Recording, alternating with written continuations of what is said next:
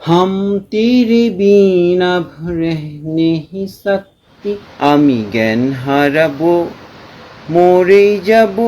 এবার শাস্তির মুখে পড়েছেন ঢাকা বিশ্ববিদ্যালয়ের আলোচিত সেই গায়ক অধ্যাপক। সামাজিক যোগাযোগ মাধ্যমে গান গেয়ে রীতিমতো ভাইরাল বনে যান তিনি, আর এতেই বাধে বিপত্তি। এই ঘটনাকে কেন্দ্র করেই ঢাকা বিশ্ববিদ্যালয়ের বাংলা বিভাগের অধ্যাপক চৌধুরী মোহাম্মদ তাশরিক ই হাবিবকে একাডেমিক কার্যক্রম থেকে অব্যাহতি দেওয়ার সিদ্ধান্ত নেওয়া হয়েছে।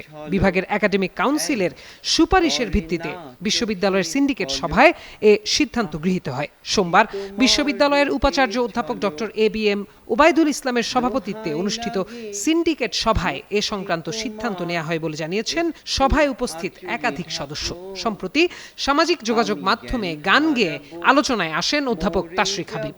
শাহ আব্দুল করিম, ফারুক মাহফুজ আনাম, জেমস ও ফজলুর রহমান বাবুদের মতো জনপ্রিয় শিল্পীদের গান পরিবেশন করতেন তিনি। ব্যাপকভাবে ভাইরালও হন। তবে একজন অধ্যাপক হিসেবে তার এমন আচরণকে ঘিরে তৈরি হয় সমালোচনার বিষয়ে প্রতিক্রিয়া জানিয়ে অধ্যাপক তাশরিক হাবিব তখন বলেছিলেন, ডিজিটাল কন্টেন্ট ক্রিয়েশনে প্রশংসা ও সমালোচনা দুটিই থাকে। কেউ হাসির ইমোজি দিলেও সেটি কন্টেন্টের ভিউ, রিচ ও এনগেজমেন্ট বাড়াতে ভূমিকা রাখে। ট্রলাররাও আমাদের বন্ধু।